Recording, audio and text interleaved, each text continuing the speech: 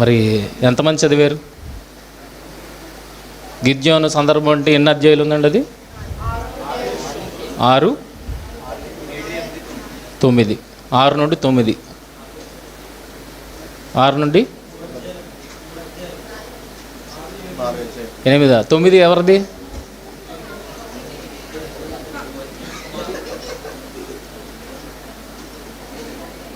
ఎవరిది?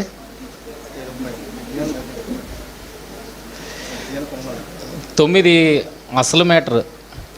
మిగిలిన అధ్యాయులకన్నిటికీ సపోర్ట్ చేసేది 9లోనే ఉంది. కానీ మనం అనుకుంటాం అది గిద్యోను లేడు కదా పిక్చర్లో, అదేం వాల్యూ చేస్తుందని మనం అనుకుంటాం. కానీ గిద్యోను లేకపోయినా అది చాలా వాల్యూ చేస్తుంది. మరి అందరూ చదివారని నేను అనుకుంటున్నాను. పోనీ స్కిప్ చేసేయండి, 8వ అధ్యాయం వరకు చదివారు అంతే కదా. 6 నుండి 8 ఎంతమంది చదివారు? 6 నుండి 8 బలంగా గట్టిగా చదివారా? మరి చదివితే బోల్డ్ ప్రశ్నలు రావాలి. మరి చదివిన వాళ్ళు ఒక్కొక్క ప్రశ్న వేయండి. ఏ ప్రశ్నలు మీకు తలెత్తి? కిందరా చదవలేదా? చదివావా? పట్టుదలతో చదవాలి. ఇచ్చారు, యాక్టివిటీ ఇచ్చారంటే అది ఊరికనే కాదు, ఏదో సరదాగా వెళ్ళిపోవడానికి కాదు కదా. సో దాని నుండి ఏదైనా నేర్చుకోవాలి మనం. ఇది చాలా స్కోప్ ఉంది. ఎవరికి? బైబిల్ని నేర్చుకోవాలనుకున్న వాళ్ళకి ఇది చాలా స్కోప్ ఉన్న యాక్టివిటీ. మరి చదివిన వాళ్ళకి ఏ ప్రశ్నలు వచ్చాయి? ఈరోజు ముందుకు వెళ్ళాలంటే మీరు మొదట చదివేమో అన్నది నాకు చూపించాలి. ఏ రకంగా? ప్రశ్నలు అడగడం ద్వారా. మరి ఏ ప్రశ్నలు తలెత్తాయి మీకు? అది నేనే అడిగిందే, మళ్ళీ నాకే చెప్తున్నావు. అది కాకుండా మీరు చదువుతున్నది ఏదైనా, మీరు చదివింది అది ఎక్కడికి వెళ్ళిపోయావు నువ్వు? అమ్మ 2వ అధ్యాయంకి వెళ్ళిపోవు. 6వ అధ్యాయంలో లేదు, అది 7వ అధ్యాయంలో ఉన్నది. 6లో లాస్ట్లో ఉన్నదా?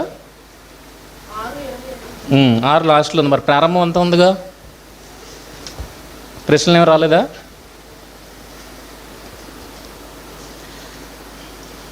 నేను అది శాంపిల్కి మాత్రం ఇచ్చాను. అది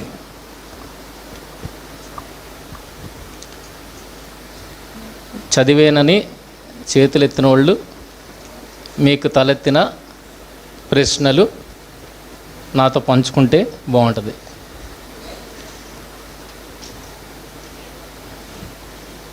సౌర్య మైక్ పట్టుకెళ్ళా. ఎవరన్నా ఉన్నారా? హలో అని మొదటి అధ్యాయము 11వ వచనం, 6వ అధ్యాయం 11వ వచనంలోని ఇక్కడ గిద్యోను గానుగు చాటును దాక్కున్నట్టుగా ఉంది కదండి. అవునండి.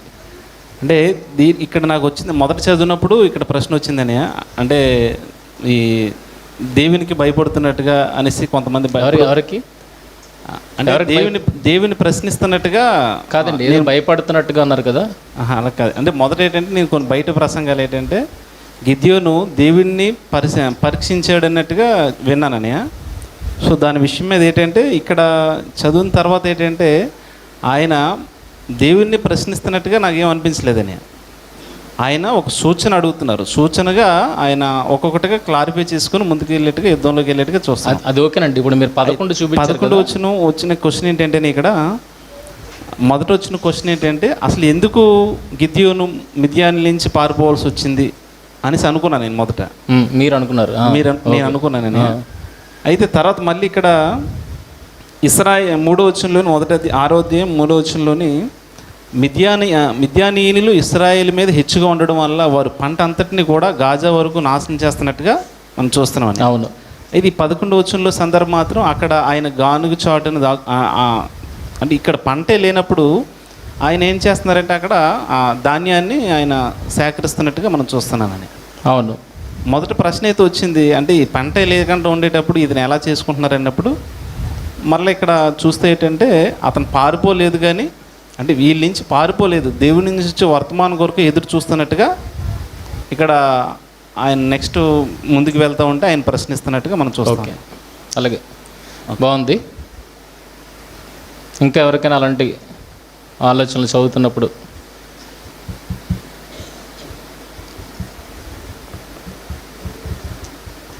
చందు,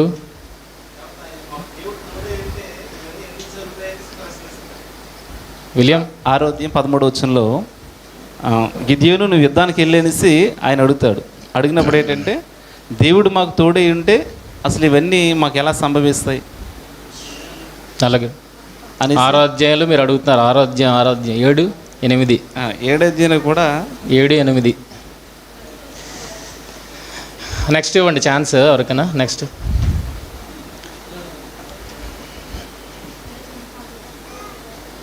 అని 6వ అధ్యాయం 15వ వచనంలో 15. గిద్యోను గారు మాట్లాడుతున్నది నాకు డౌట్ వచ్చిందని. అంటే నా కుటుంబము మనిషి గోత్రంలో ఎన్నిక లేనిది అని అన్నాడు కదా, అలా ఏ విధంగా ఎన్నిక లేనిదని నాకు డౌట్ అనేది, అది తెలియపరచగలరు? మనిషి గోత్రము ఎన్నిక లేనిది, నా కుటుంబం మనిషి గోత్రంలో ఎన్నిక లేనిది అన్నాడు. మీకు వచ్చిన ప్రశ్న. ఓకే, ఇంకా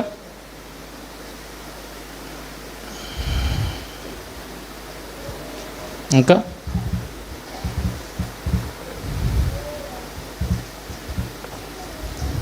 అనయ్య, గిద్యోను గారు ఎఫోదును చేయించుకున్నట్టు ఉంటుంది కదా, ఎందుకు చేయించుకున్నారు ఎఫోదును?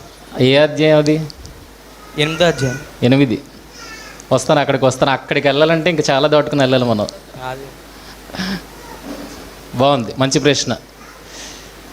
నా ప్రశ్నల్లో చెట్టు చివరి ప్రశ్న అదే ఆపేసాను. ఇంకా వేసుకుని ఉంటే నేను వేసుకోవడం తప్పితే మీ నుండి రావాలి కదా నాకు కావాల్సింది.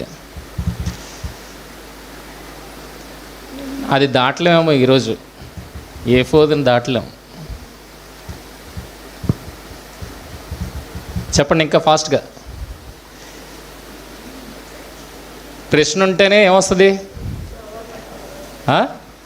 ఇంట్రెస్ట్ వస్తుంది, చదవాలన్న ఇంట్రెస్ట్ వస్తుంది, అంతే కదండి. ఇప్పుడు మోషే గారు పొద కాలుతున్నప్పుడు కాలుతుంది అనుకోవచ్చు కదా, దగ్గరికి ఎందుకు వెళ్ళారు? ఎప్పుడైనా గమనించారా? అది చదువుతున్నప్పుడు ఎప్పుడైనా గమనించారా? పొద కాలుతుంది కదా, ఇప్పుడు పక్కన మంట వేస్తారు, మంట కాలుతుంది అంటే ఒక ఆశ్చర్యాన్ని కలిగించేది ఏదో ఉంది అక్కడ, క్వశ్చన్ మార్క్ ఉంది అక్కడ. క్వశ్చన్ మార్క్ ఉంది కనుక ఎక్కడికి వెళ్ళాడు? మంట దగ్గరికి వెళ్ళాడు. అలాగే ఆ క్వశ్చన్ మార్క్ అనేది మీకు ఇక్కడ వస్తేనే కానీ దానికి ముందుకు వెళ్ళలేరు, మీరు దాని దగ్గరికి వెళ్ళలేరు. అప్పుడే కదా విషయం బయటపడుతుంది. ఏంటి ఇలా జరుగుతుంది అనగానే అక్కడ ఏంటి మంట ఉంది కానీ కాలట్లేదు, విషయం బయటపడింది. అర్థమైందా? అలాగే మనం ప్రశ్న ఆశ్చర్యార్థకం అక్కడ పడకపోతే అక్కడ ఆలోచించడం మానేస్తాం. మొదట ఆలోచించాలంటే మనకేం కావాలి? క్వశ్చనింగ్ కావాలి. పిల్లలు ఎలా నేర్చుకుంటారు చెప్పండి? పిల్లలు ఎలా నేర్చుకుంటారు చెప్పండి? మనకి పెద్దోళ్ళు అయిన తర్వాత ఏది వదిలేస్తామో తెలుసా? పిల్లలుగా ఉన్నప్పుడు ఎలా వారు నేర్చుకున్నారో ఆ పద్ధతిని మనం పెద్ద అయిన తర్వాత వదిలేస్తాం. ఎలా అడుగుతారు? ఎలా నేర్చుకుంటారు వాళ్ళు? రిపీటెడ్గా అడుగుతారు. ఏది? వాళ్ళ కంట పడిన ప్రతి దానిని రిపీటెడ్గా అడుగుతారు. ఇదేంటి ఇదేంటి ఇదేంటి, వాడికి అర్థమైనంత వరకు అడుగుతారు. అర్థమైతే ఇంక అడగడం మానేస్తారు దాని విషయం. మీరు పిల్లలు కలిగిన వాళ్ళు ఉన్నారు కదా, మీ పిల్లలు ఎలా నేర్చుకున్నారు? అలాగే నేర్చుకున్నారు. క్వశ్చన్ అడిగి సమాధానం మన ద్వారా రప్పించి ఆ సమాధానం తెలుసుకున్న తర్వాత ఇంకా వాళ్ళు అడగడం మానేశారు. ఆ రకంగానే పిల్లలు నేర్చుకున్నారు. మరి ఈరోజు మనం నేర్చుకోవాలంటే ప్రశ్న వేసుకోవాలి మొదట. ఆ ప్రశ్నే రావట్లేదంటే మనం సరిగా చూడట్లేదు లోపలికి. అర్థమవుతుందా? కనుక బైబిల్ చదువుతున్న మీకు మొట్టమొదట రావాల్సింది, వేసుకోవాల్సింది ప్రశ్న. ఆ ప్రశ్నలే రాకపోతే డెప్త్కి మనము వెళ్ళలేము. ఇందాక అపోస్తలుల కార్యాలు మీకు చూపించాను కదా, ఆ క్వశ్చన్ మనకి రేజ్ అవ్వకపోతే అందులో డెప్త్లోకి మనం వెళ్ళాం. అలాగే ఈ విషయంలో కూడా అనేకమైన సందర్భాలు ఉన్నాయి. ఆ సందర్భాలు అన్నిటి లోతుల్లోకి వెళ్ళాలంటే మీకు క్వశ్చన్ రావాలి ఫస్ట్. ఎన్ని క్వశ్చన్లు రావాలో మీకు ఎగ్జాంపుల్ మీరు అలాగే చెప్పలేదు కనుక సారీ పంచి పేపర్లో ఎన్ని ఉన్నాయండి ప్రశ్నలు? అక్కడ మరి 36 ప్రశ్నలు వచ్చాయి. మరి మీకెన్ని వచ్చాయి చదువుతున్నప్పుడు? ఇంకా నేను అందులో చాలా మిస్ చేస్తాను. ఇప్పుడు వెళ్తున్న కొలది వస్తూనే తవ్వుతున్న కొలది వస్తూనే ఉంటాయి. మీ ముందు ప్రజెంట్ చేయడానికి అలాగా ఆ నెంబర్ వేస్తాను అంతే. కానీ ఇంకా చాలా ఉన్నాయి. లాస్ట్ ప్రశ్న చూడండి, ఎక్కడికి వెళ్ళాం? ఏ4 దగ్గర ఉంది.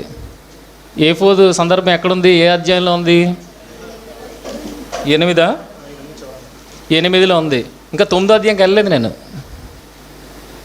9వ అధ్యాయంకి వెళ్ళలేదు. ఆ ఏ4 దగ్గర ఆగిపోతే ఇంకా చాలా ప్రశ్నలు ఉంటాయి. ఇప్పుడు ఆలోచించండి ఎలా చదవాలో.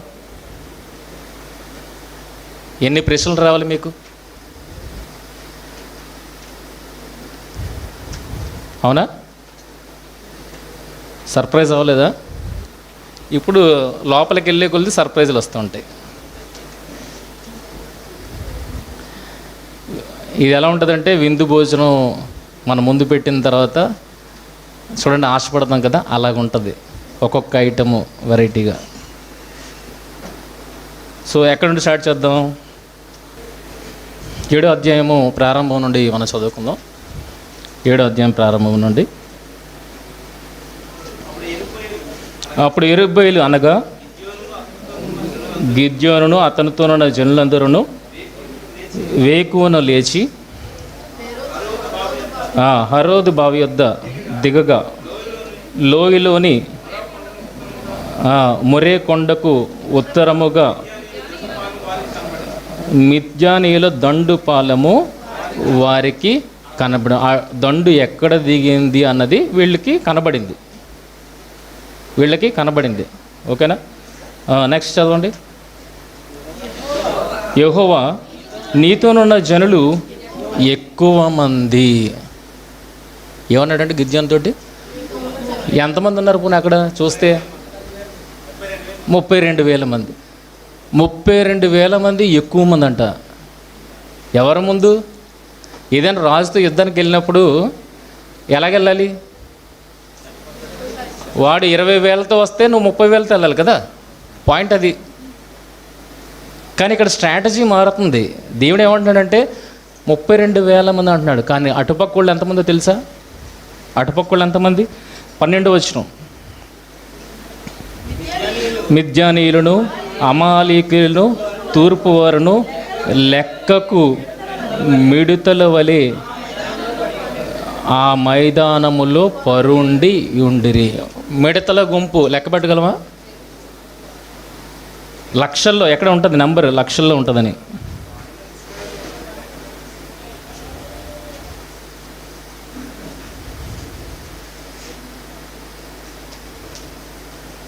ఒక్క మిడతలంతా విస్తారంగా శత్రువు వస్తే 32,000 మంది ఎక్కువ అని అంటున్నాడేంటి? అర్థమైందా స్ట్రాటజీ? ఇప్పుడు ఎవరి యుద్ధం అని మనకు అర్థం కావాలి. గిద్యోని యుద్ధమా, దేవుడి యుద్ధమా? దేవుడి యుద్ధం అలాగే ఉంటుంది.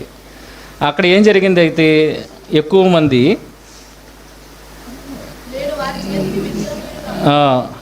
నేను వారి చేతికి మిద్యానీయులను అప్పగింప తగదు. ఇజ్రాయేలులు నా బాహుబలము నాకు రక్షణ కలుగజేసిన అనుకొని నా మీద అతిశయించుదురేమో. అందుకే ఏం చేశాడు? కాబట్టి నీవు ఎవడు భయపడి వణుకుచున్నాడో వారు తోడపడి గిలాదు కొండ విడిచి తిరిగి వెళ్ళవలనని జనులు వినున్నట్లుగా ప్రకటించమని గిద్యోనుతో సెలవిచ్చెను. ఇప్పుడు వెళ్ళిపోయారా తర్వాత? అప్పుడు జనుల నుండి 22,000 మంది తిరిగి వెళ్ళిపోయారు. గెలిస్తే వాళ్ళ అకౌంట్లో వేసుకుందాం అనుకున్నారు. వీళ్ళందరూ ఎవరు? యుద్ధం గెలిస్తే మా అకౌంట్లో మా వల్ల గెలిచింది అనుకునే రకాలు. కానీ దేవుడే గెలుపునిచ్చాడు అనుకునే రకం కాదు ఇది. సో అందుకే ఇలాంటి వాళ్ళు నాకు వద్దు. వీళ్ళ వల్ల యుద్ధము జరగదు. గనక ఏం చేశాడు? ఎవరైతే వణుకుచున్నాడో వాడు త్వరపడి గిలాదు కొండ విడిచి వెళ్ళవలనని. ఎందుకు వణుకుతున్నారు?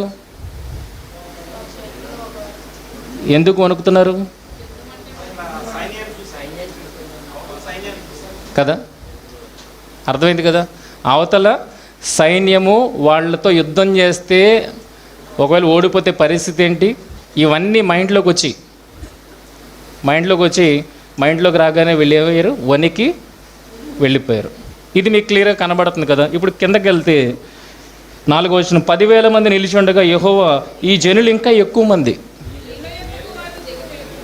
వీళ్ళు ఇంకా ఎక్కువ మంది, నీళ్ల యొద్దకు వారిని దిగజేయము, అక్కడ నీ కొరకు వారిని శోధించదును, ఇతడు నీతో కూడా పోవాలని నేను ఎవరిని గురించి చెప్పుదునో వాడు నీతో కూడా పోవాలను, ఇతడు నీతో కూడా పోకూడదని ఎవరిని గురించి నీతో చెప్పుదునో వాడు పోకూడదని గిద్యోనుతో సెలవిచ్చిన. అంటే ఇంకా స్కూట్నీ చేస్తున్నాడు.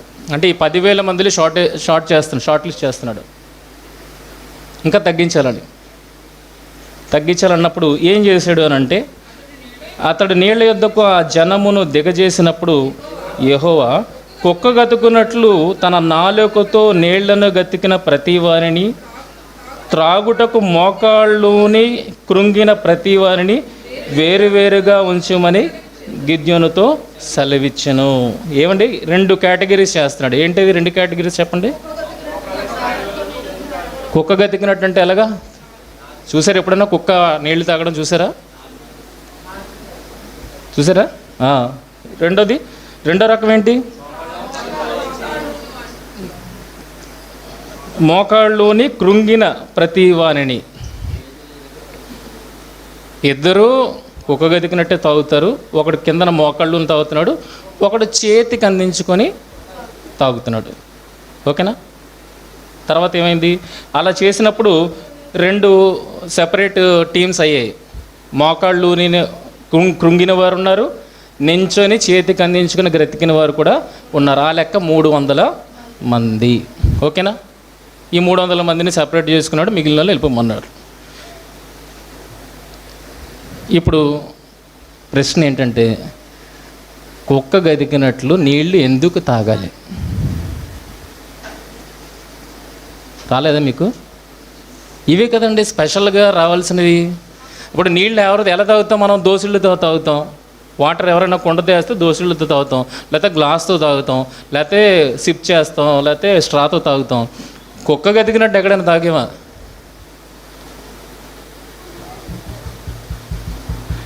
కానీ ఇక్కడ ఎలా సపరేట్ చేస్తున్నాడు?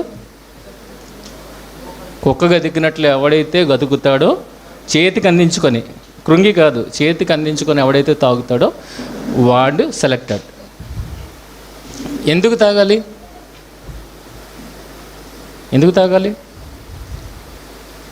ఇది మనకు రావాల్సిన ప్రశ్న. నీళ్ళు ఎప్పుడు తాగుతారండి? దాహం వేసినప్పుడు. అంతేనా? ఊరకనే తాగరు కదా. ఇప్పుడు కృంగి తాగుతున్నాడు అంటే దాని అర్థం ఏంటి? చాలా దాహం వేసింది. దాహం వేస్తేనే కానీ నీళ్ళు తాగం. కృంగి కూడా గతుకుతున్నాడు అంటే దాని అర్థం ఏంటి? ఇప్పుడు అలా కృంగి గతకడానికి రీజన్స్ ఏంటి? దేవుడు ఎందుకు దాన్ని స్పెషల్గా ఎత్తాడు? ప్రశ్న వచ్చింది కదా. ప్రశ్నలో నుండి సమాధానాన్ని వెతుకున్నప్పుడు అది అంత ఇంట్రెస్టింగ్గా తీసుకెళ్తుందంటే అంత ఇంట్రెస్టింగ్గా తీసుకెళ్తుంది. అసలు కుక్క గతికినట్టు ఎందుకు తాగాలి? రెండోది, వాళ్ళు దాహం వేయకుండా ఎందుకు తాగాలి? అది కూడా మోకాళ్ళ మీద కృంగి ఎందుకు తాగాలి? ఏం జరుగుతుంది అక్కడ? సో ఇక్కడ మనకు కావాల్సింది ఏంటంటే, వాళ్ళు ఎక్కడి నుండి ఎక్కడికి ట్రావెల్ చేశారు, ఎంతగా అలసిపోయారు, ఎంతగా అలసిపోతే వాళ్ళు నీళ్ల కొరకు కృంగుతారు. అర్థమైందా? పాయింట్ అర్థమైందా? అలిస్తేనే కదా వాటర్ తాగుతాం. ఎంతగా అలిసిపోయారంటే ఇంకా నేను నించొని చేతికి అందించుకొని నీళ్ళు నేను తాగలేను, నేను డైరెక్ట్ పడిపోతాను. ఒకసారి అలాంటి పరిస్థితి కూడా మనకు వస్తూ ఉంటుంది కదా. కనుక అది మనం ఆలోచించాలి. వాళ్ళు ప్రయాణిస్తున్న మార్గం ఎలాంటిది, వాళ్ళు అలిసిపోవడానికి కారణాలు ఏంటి, అలా అలిసిపోయినప్పుడు వీళ్ళు కృంగి ఎందుకు తాగారు, పోనీ తాగిన వాళ్ళు నార్మల్గా తాగొచ్చు కదా, ఎందుకు కుక్క గతికినట్లు తాగారు? కుక్క గతికినప్పుడు ఎలా తాగుతుంది వాటర్? అప్పుడు కళ్ళు ఎటుపక్క ఉంటాయి? కుక్క నీళ్లు గతికి తాగుతున్నప్పుడు దాని కళ్ళు దేన్ని చూస్తాయి? పైకి చూస్తుందా? బాగా ఆలోచించండి. నేను చాలాసార్లు ఇది చదువుతున్నప్పుడు దాన్ని గమనించాను. ఈ వచనం అర్థం కావడానికి నేను చాలా గమనించాను. ఏదైనా తాగినప్పుడు గతికినప్పుడు దాని కళ్ళు ఎటుపక్క ఉంటాయి? ఆబ్వియస్గా ఎటుపక్క ఉంటుంది? కిందకి ఉంటుంది. కానీ దీన్ని చాలామంది ఏమని చెప్పారు అని అంటే, చేతికి అందించుకొని తాగుతున్నాడు, చుట్టుపక్కల గమనిస్తున్నాడు, శత్రువు మా మీద అటాక్ చేస్తాడేమోనని అని చెప్పారు. కానీ కుక్క గతికినప్పుడు నీళ్ళు తాగినప్పుడు ఎలా తాగుతుంది? కళ్ళు కిందకి పెట్టి తాగుతుందా, ఎదురుగా చూస్తూ తాగుతుందా? మరి ఈ సందర్భాన్ని మ్యాచ్ చేయొచ్చా? ఇంతకీ శత్రువు దగ్గర వాళ్ళు వెళ్ళారా? ఇంకా శత్రువు దూరంలో ఉన్నాడా? శత్రువు దగ్గరికి ఇంకా వెళ్ళలేదు. శత్రువు వచ్చి వీళ్ళని అటాక్ చేయడానికి. వీళ్ళు ఎంతమంది ఉన్నారు అటాక్ చేయడానికి? కనుక వీళ్ళు ఇంకా ఎదురుపడలేదు శత్రువుకి, కనుక శత్రువు భయం లేదు. అయినప్పటికీ ఎందుకు నీళ్లు కుక్క గతికినట్టు తాగాలి? ఇప్పుడు వాళ్ళు ఎలా దిగిపోయారు చూడండి. మీరు చదువుతున్నప్పుడు అబ్జర్వేషన్ అదే కావాలి. చూడండి, 10,000 మంది నిలిచి ఉండగా యెహోవా ఈ జనులు ఇంకా ఎక్కువ మంది నీళ్ల యొద్దకు వారిని దిగజేయుము. అక్షరంలో ఏమైనా తేడా కనబడుతుందా? కనబడలేదా? దిగజేయుము. మీకు బాగా అర్థం కావాలంటే ఇంకా 8వ వచనం, ప్రజలు ఆహారమును బూరలను పట్టుకొనగా అతడు ప్రజలందరినీ తమ గుడారంలోకి వెళ్ళనంపెను కానీ ఆ 300 మందిని నిలుపుకొనను. మిద్యానీయుల దండు లోయలో అతనికి దిగువగా నున్నది. అంటే వీళ్ళు ఏం దిగుతున్నారు? దిగజేయమంటున్నాడు కదా. ఏం దిగుతున్నారు? లోయలోనికి దిగుతున్నారు. లోయలోనికి దిగుతున్నారు. ఏదో అక్కడ జారితే ఇక్కడికి వచ్చేసి టైప్ లోయ కాదు అది. ఎలాంటి లోయ? హ్యూమిడిటీ ఎక్కువ ఉంటుంది. చూడండి, దాహం ఎప్పుడు వేస్తుంది చెప్పండి? మనం వేడి ప్రదేశంలో వర్క్ చేస్తున్నప్పుడు చెమటలు మొత్తం అంతా బాడీ అంతా కారిపోయినప్పుడు అప్పుడు మనకి ఏమేస్తుంది? ఆటోమేటిక్గా వేస్తుందా? ఏ ప్రాంతంలో ఉడికిపోతున్నాం కదా, ఆ ప్రాంతాల్లో మనకి వాటర్ పోతుంది కనుక దాహం వేస్తుంది. ఇప్పుడు వీళ్ళు ఎటువంటి ప్రదేశంలో దిగుతున్నారని చూడగలిగితే వీళ్ళ వాటర్ని అంతటిని ఎవాపరేట్ చేసేస్తుంది అది. ఆ లోయ ప్రాంతం ఎలాగుంది? ఆ దిగుతున్నప్పుడు దిగడం అనేది చిన్న విషయం కాదు. దిగజేయము అన్నాడంటే ఆ లోయ అనేది దిగడము చాలా కష్టం. అలాంటి కష్టమైన లోయలో వారులో ఉన్న వాటర్ని ఎవాపరేట్ చేసుకుంటున్నారు. కనుక దిగినప్పటికీ వాళ్ళకి ఏమైపోయింది? అలసిపోయారు. అలసిపోయి ఏమొచ్చింది? దాహం వేసింది. ఇప్పుడు దాహం వేస్తే నీళ్ళు అందించుకొని తాగేవచ్చు కదా. మళ్ళీ ఇక్కడ ఎందుకు పరీక్ష? మళ్ళీ అక్కడ ప్రశ్న వచ్చిందా? కండిషన్స్ అర్థమయ్యాయి. ఏంటి? లోయ దిగుతున్నారు. ఆ లోయ అంత ఈజీగా దిగేది కాదు. ఆ లోయ ఎలాంటిదంటే వాళ్ళలో ఉన్న నీటిని ఆవిరి చేసేస్తుంది కనుక అలిసిపోయారు కనుక కృంగారు. ఇప్పుడు గతికి తాగాల్సిన అవసరం ఏముంది? ఇలాంటివన్నీ తెలియాలంటే మన కళ్ళ ముందు జరిగేవి చూడాలి. కుక్క మంచి నీళ్లు గతుకుతుందా? రోడ్డు మీద ఎక్కడో ఒక దగ్గర బురద అయిపోయిన నీళ్ళు గతుకుతుంది కదా. మరి అది నాలుగు పెట్టినప్పుడు ఎప్పుడైనా చూసారా మీరు? ఇప్పుడు అది బురద నీరు తాగుతుందా, మంచినీరు తాగుతుందా? మీరు అనుకుంటారు బురద నీరు అని. ఆ నాలుగు ఎప్పుడైతే దాన్ని టచ్ చేస్తుందో అందులో ఉన్నవి మట్టి అనేది దూరం అయిపోతుంది. మీకు తెలుసా తెలీదు? మట్టి అనేది దూరం అవుతుంది. ఇప్పుడు ఆ నాలిక దేన్ని తీసుకుంటుంది? స్వచ్ఛమైన వాటర్ని తీసుకుంటుంది. ఇప్పుడు ఈ లోయలోనికి దిగారు కదా, లోయలో ప్రవహించే వాటర్ ఏం లేదు అక్కడ. ఎలాంటి వాటర్ ఉంది? స్టాగ్నేటెడ్ వాటర్ ఉంది. ఇప్పుడు ఈ స్టాగ్నేటెడ్ వాటర్లతో వీళ్ళు దాహం తీర్చుకోవాలి. అప్పుడు ఏం చేయాలి? డైరెక్ట్గా దోశలతో తాగడానికి అంత వాటర్ ఏం లేదు అక్కడ. ఇప్పుడు ఏం చేయాలి? అందులో నుండే వాళ్ళ నాలికని తడుపుకోవాలి. అర్థమవుతుందా? అందులో కొంతమంది కృంగినోళ్ళు డైరెక్ట్గా అంత అలసిపోయారంటే ఇంకా మేము ఉండలేము, నీటి దగ్గర నాలుక పెట్టేస్తాను అన్నంతగా అలసిపోయారు. కొంతమంది ఓపిక తెచ్చుకొని చేతిలోనికి నీళ్లు ఇలాగా చేసిన తర్వాత అందులో నీళ్ళు తెచ్చుకుంటావా, అందులో కూడా మహిళలు ఉంటే అది గతికిన వాళ్ళు ఉన్నారు. ఎందుకు గతకాల్సి వచ్చింది ఇప్పుడు అర్థమైందా? దాహం వేస్తేనే కానీ నీళ్లు తాగిన వాళ్ళు కృంగి కుక్కలాగా ఎందుకు గతికి తాగాల? ఎంతగా అలిసిపోకపోతే వాళ్ళు అలా తాగుతారు. ఆ నీళ్లు బాలేవు కనుక గతికి తాగుతున్నారు. దేవుడు కూడా ముందే చెప్పేశాడు ఏమని, వీళ్ళు గతికి తాగుతారు. ఎందుకు గతికి తాగుతారంటే నీళ్లు బాగలేవు, కానీ వాళ్ళు దాహం తీరాలి. ఏం చేస్తారు? చచ్చినట్టు ఉన్న వాటర్నే తాగి నాలుకని తడుపుకుంటారు. ఈ పరీక్ష ఎందుకు పెట్టాడంటారు? ఈ టెస్ట్ ఎందుకు పెట్టాడంటారు? ఇక్కడ 2 వర్గాలు తేలే కదా. ఒకళ్ళు అందరూ శ్రమపడ్డారు, అందరూ దిగారు లోయ. కొంతమంది అలిసిపోయి ఇంకా మేము నించోలేమని పడిపోయారు. కొంతమంది నించొని నీళ్ళు అందుకొని తాగారు. వీళ్ళ సంఖ్య ఎంత? 300 మంది. ఎందుకు ఈ టెస్ట్ పెట్టాడు అనేది ఇక్కడ మనకు అర్థం కాదు. ఇప్పుడు చూడండి టెస్ట్ ఎందుకు పెట్టాడో మనకు అర్థమవుతుంది. 8వ అధ్యాయము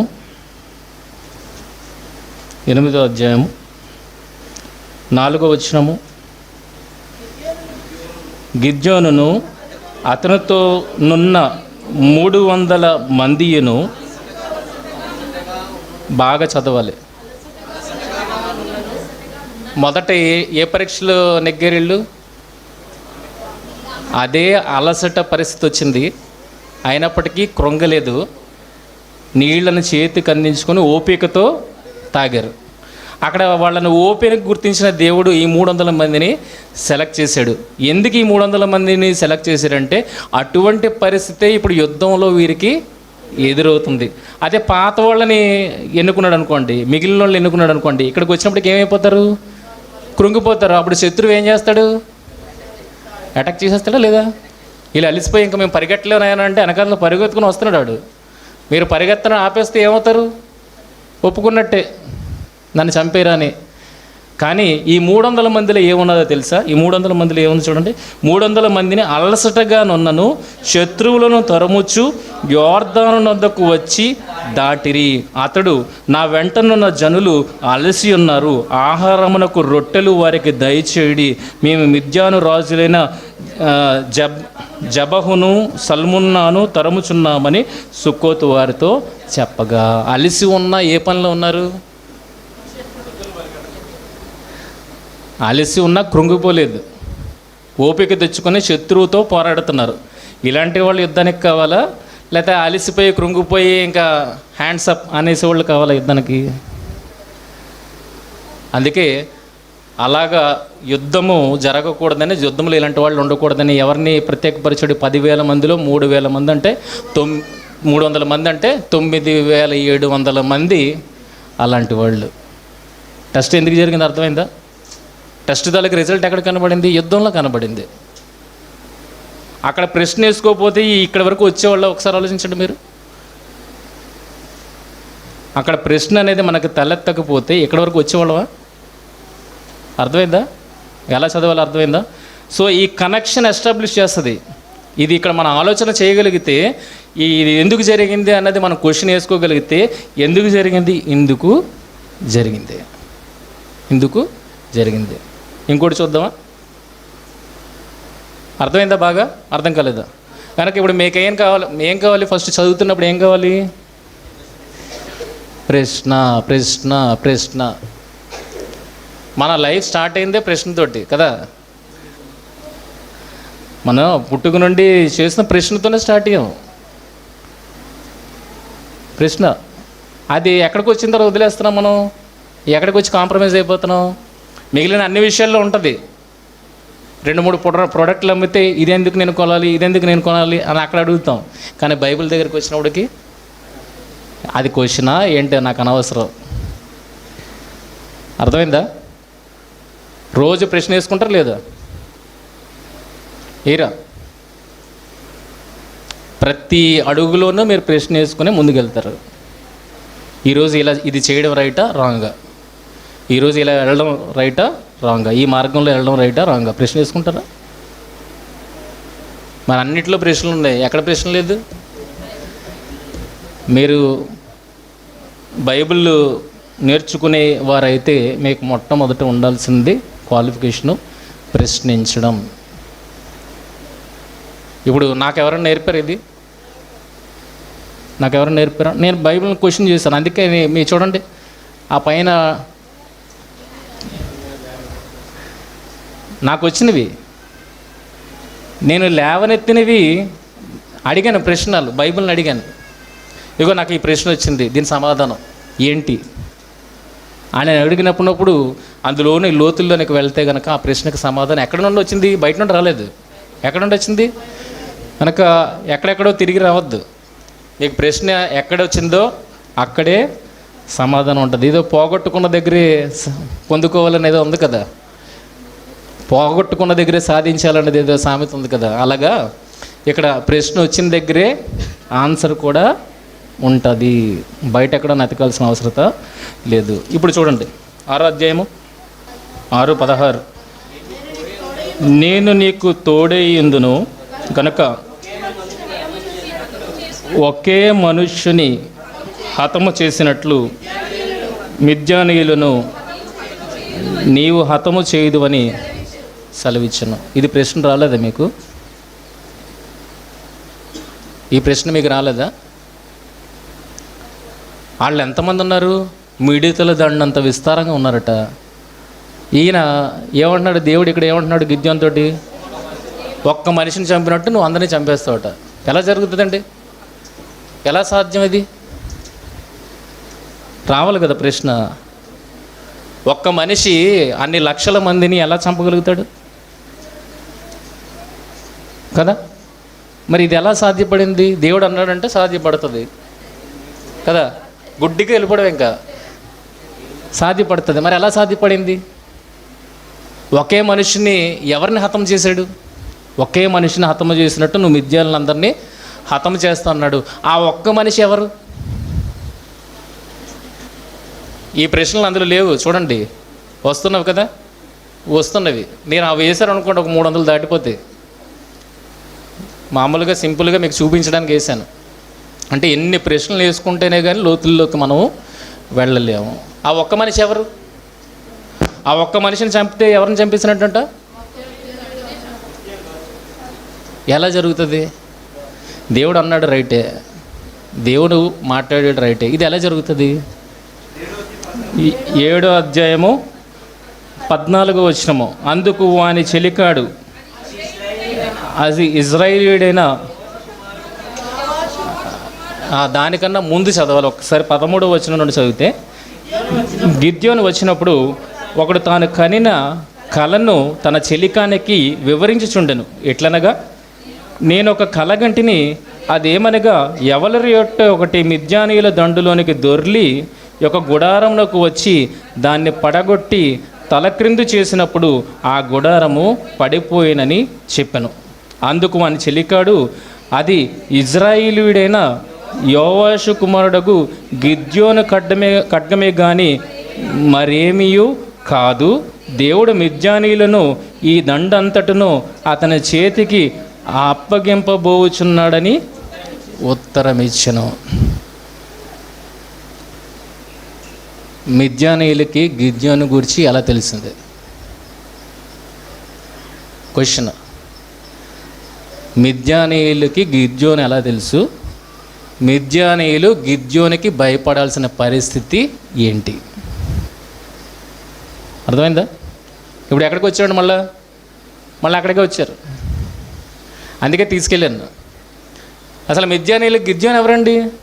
మనష్షే గోత్రంలో, అసలు ఇజ్రాయేల్ గోత్రంలోనే ఎన్నిక లేనని ఆయన ఒప్పుకుంటున్నప్పుడు, అలాంటిది మిద్యానీయుల సర్వ సైన్యానికి ఎవరంటే భయం పుట్టింది? గిద్యోను అంటే భయం పుట్టింది. అసలు గిద్యోను ఎవరో తెలుసుకోవడమే కష్టం, అలాంటిది గిద్యోనికి భయపడ్డాం. దేవుడు మిద్యానీయులను, గిద్యోను ఖడ్గము ఈ దండంతను అతని చేతికి అప్పగింపబోచున్నాడని ఉత్తరం ఇచ్చాను. అసలు గిద్యోను ఎవరండి గిద్యోనికి భయపడ్డానికి? మిద్యానులకి ఏం అర్థమయ్యాడు గిద్యోను? మళ్ళీ ఎక్కడికి వచ్చాం? సెకండ్ క్వశ్చన్లోనికి వచ్చాం. ఫస్ట్ క్వశ్చన్ ఏంటి? ఒకే మనుష్యుని చంపినట్లు, ఒకే మనుషుని హతము చేయనట్లు నువ్వు మిద్యానీయులను హతం చేస్తావు అన్నాడు. అక్కడి నుండి సహోదరులు అక్కడికి వెళ్ళమన్నారు కనుక అక్కడ వెళ్ళాను. అక్కడ కూడా మనకి క్వశ్చన్ రైజ్ అయింది. ఏంటిది? అసలు మిద్యానీయులు దండంతకి గిద్యోని ఎలా తెలుసు? గిద్యోనికి ఎందుకు భయపడాలి? గిద్యోన్ ఆఫ్టర్ ఆల్ ఒక సామాన్యుడు. అలాంటి సామాన్యుడు విషయం మిద్యానీయులకి ఎలా తెలిసింది? ఎందుకు గిద్యోనికి భయపడుతున్నారు? ఏం జరిగింది?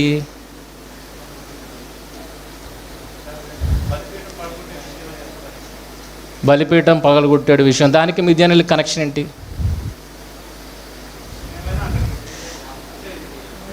దానికి మిద్యానీయులకి కనెక్షన్ ఏంటి? బలిపీఠం పడగొట్టాడు, దానికి మిద్యానీయులకి కనెక్షన్ ఏంటి?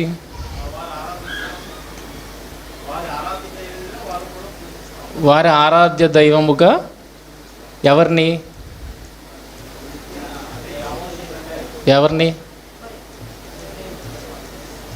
యోవాషు తండ్రి ఎవరినైతే కొలుస్తున్నాడో వాళ్ళని మిద్యానీయులు కూడా కొలుస్తున్నారని మీరు అంటారు కదా. చూసారా, కనెక్షన్స్ దగ్గరికి వస్తున్నాయి కదా, చాలా దగ్గరికి వచ్చాయి. ఒకే మనుషుని హతము చేసినట్టు మిద్యానులందరినీ ఎలా హతం చేయగలుగుతాడు? ఇది ఎలా సాధ్యం అని అంటే, నెక్స్ట్ గిద్యోనికి చెబుతున్న ప్రతి స్టెప్పు దేవుడు, అది గిద్యోనికి టీచ్ చేస్తున్న ప్రతి స్టెప్పు ఎవరిని పడగొట్టడానికి దేవుడు టీచ్ చేస్తున్నాడు? మిద్యానీయులను పడగొట్టడానికి దేవుడు ప్రతి స్టెప్లో గిద్యోనుని నడిపిస్తున్నాడు. ఇప్పుడు చూడండి ఎవరిని పడగొట్టాడు చూద్దాం. 25 నుండి. మరియు ఆ రాత్రి అందే యెహోవా నీ తండ్రి కోడెను అనగా 7 ఏండ్ల రెండవ ఎద్దును తీసుకుని వచ్చి నీ తండ్రి కట్టిన బయలు యొక్క బలిపీఠమును పడగొట్టి దానికి పైగానున్న దేవతా స్తంభమును నరికివేసి తగిన ఏర్పాటుతో ఈ బండ కొనను నీ దేవుడైన యెహోవాకు బలిపీఠము కట్టి ఆ రెండవ కోడెను తీసుకొని వచ్చి నీవు నరికిన ప్రతిమ యొక్క కర్రతో దహన బలి నర్పించుమని అతనితో చెప్పాను. ప్రతి స్టెప్ కౌంటబుల్ స్టెప్. ఎందుకు కౌంటబుల్ అంటున్నానంటే, ఇది ఎవరిని పడగొడుతుంది? ఇక్కడ పడగొట్టాడు కదా ఈయన, ఈ పడగొట్టబోయేది ఎవరిని పడగొడుతుంది? మిద్యానీయుల సర్వ సైన్యాన్ని పడగొడుతుంది. గిద్యోను ఎలా పరిచయాడు అనుకున్నారు మిద్యానీయులకి? ఈ స్టెప్స్ ద్వారానే గిద్యోను ప్రాచుర్యంలోకి వచ్చాడు. అందుకే చూడండి ఏం జరిగిందో నెక్స్ట్. కాబట్టి గిద్యోను తన పనివారిలో 10 మందిని తీసుకుని వచ్చి యెహోవా తనతో చెప్పినట్లు చేసెను. అతడు తన పితరుల కుటుంబమునకు ఆ ఊరి వారికి భయపడినందున పగలు దానిని చేయలేక రాత్రి వేళ చేసెను. ఆ ఊరి వారు వేకువనే లేచినప్పుడు బయలు యొక్క బలిపీఠము విరుగగొట్టబడి ఉండెను. రెండోది, దానికి పైగా దేవతా స్తంభమును పడద్రోయబడి ఉండెను. కట్టబడిన ఆ బలిపీఠము మీద ఆ రెండవ ఎద్దు అర్పింపబడి ఉండెను. అప్పుడు వారు ఈ పని ఎవరు చేసినది అని ఒకరితో ఒకరు చెప్పుకొనుచు విచారణ చేసి వెదకి యోవాషు కుమారుడైన గిద్యోను ఆ పని చేసినట్టు తెలుసుకొనిరి. ఏంటి? ఆ 7 ఏండ్ల రెండవ ఎద్దు ఎవరి బలిపీఠం మీద అర్పింపబడాలి? నెంబర్ చెప్తున్నారంటే వాళ్ళకు ఒక స్పెసిఫికేషన్ ఉంది, మా దేవుడికి ఇది ఇవ్వాలని. ఇప్పుడు ఇజ్రాయెల్ దేశంలో మనం చూస్తున్నాం కదా, ఎర్రటి దూడనా, ఎర్రటి దూడ, మచ్చలేని దూడ వస్తే మేము దేవాలయాన్ని కట్టవచ్చు. ఇప్పుడు అది దొరికింది కనుక దేవాలయాన్ని కట్టడానికి వాళ్ళు ప్రిపరేషన్ చేసుకున్నారు. వాళ్ళ నమ్మకం ఎలాగైతే ఉందో ఇక్కడ వీళ్ళకు కూడా ఒక నమ్మకం ఉంది. బయలుకి మేము ఏది ఇవ్వాలి? 7 ఏండ్ల రెండవ ఎద్దును ఇవ్వాలి. ఎవరికి ఇవ్వాలి? బయలుకి ఇవ్వాలంటే ప్రత్యేకింపబడిందన్న విషయం అర్థమవుతుందా? ఇప్పుడు దీన్ని తీసుకెళ్ళి దహన బలిగా దేని కట్టెల్ని పెట్టి ఎవరు బలిపీఠం మీద ఇచ్చాడు? యెహోవా బలిపీఠం మీద కట్టెలు ఎవరివి? ఆ దేవతా స్తంభానివి. బయలు బలిపీఠం పడగొట్టబడింది, దేవతా స్తంభం విరగొట్టబడింది. ఆ కట్టెలతో దహన బలి యెహోవా బలిపీఠం మీద ఇవ్వబడింది. అర్థమవుతుందా? ఈ కార్యము అందరికీ తెలియవచ్చింది. ఇప్పుడు గిద్యోని చంపింది ఎవరిని? గిద్యోని చంపింది ఎవరిని? బయలుని. బయలుని. గిద్యోని చంపింది బయలుని. మిద్యానీయులు భయపడుతుంది దేనికి? గిద్యోనికి. ఎందుకు భయపడుతున్నారు? మిద్యానీయులు దేవత ఎవరు? మిద్యానీయులు దేవత బయలు దేవత. బయలు దేవత. వారు భయపడే దేవతనే ఎవరు పడగొట్టారు? గిద్యోను పడగొట్టాడు అన్నప్పుడు ఇప్పుడు వాళ్ళందరూ ఎవరికి భయపడాలా? అదే వాళ్ళ తండ్రి చేస్తున్నది చూడండి ఒకసారి. ఆ ఊరివారు, నీ కుమారుడు బయలు యొక్క బలిపీఠమును పడగొట్టి దానికి పైగానున్న దేవతా స్తంభమును పడద్రోసెను గనుక అతడు చావవలెను. డెసిషన్ ఏంటి? నువ్వు మా దేవుడికి చేసావు కనుక నువ్వేం చేయాలి? చావాలి. ఆ చావాలి అన్నప్పుడు వాటికి బయటికి తెమ్మని యోవాషుతో చెప్పగా, యోవాషు తనకు ఎదురుగా నిలిచిన వారందరితో, మీరు బయలు పక్షముగా వాదింతురా? మీరు వారిని రక్షింతురా? నిజమే కదా. దేవుడు పక్షాన ఎవరు వాదిస్తాడో దేవుడికి ఎవరు రక్షిస్తారు? దేవుడే రక్షించుకోవాలి కదా. ఒక లాజిక్ పాయింట్ అక్కడ మాట్లాడాడు. యోవాషు తనకు ఎదురుగా నిలిచిన వారంతో, మీరు బయలు పక్షముగా వాదింతురా? మీరు వారిని రక్షించుదురా? వాని పక్షముగా వాదించేవాడు ఈ పొద్దుననే చావవలను. బయలుకి పక్షాన్ని ఎవరైనా తీసుకుంటే ఆడు చచ్చిపోవాలి. ఎందుకంటే అలా పక్షం తీసుకుంటే ఏమని ప్రూవ్ చేస్తున్నారు? బయలు దేవుడు కాదని ప్రూవ్ చేస్తున్నారు. అంతే కదా. బయలు దేవుడు కాదని ప్రూవ్ చేస్తున్నారు కనుక అది వద్దు. ఆడు ఇప్పుడే చచ్చిపోవాలి కనుక ఎవడో వాని బలిపీఠంలో విరగొట్టిన గనుక వాడు దేవత అయినందున, ఏది బయలు దేవత అయినందున తన పక్షమున తానే వాదించవచ్చును. ఒకడు తన బలిపీఠమును విరగొట్టినందున అతనితో బయలు వాదించుకొని నిమ్మని చెప్పి ఆ దినమున అతనికి ఎరుబ్బయలను పేరు పెట్టను. ఎరుబ్బయలను పదానికి మీనింగ్ ఏంటి? కిందన ఎవరెవరితో వాదిస్తున్నారు? గిద్యోను బయలుతో వాదిస్తున్నాడు. ఆ బయలు ఎవరిది? ఆ నమ్మకం ఎవరి నమ్మకం?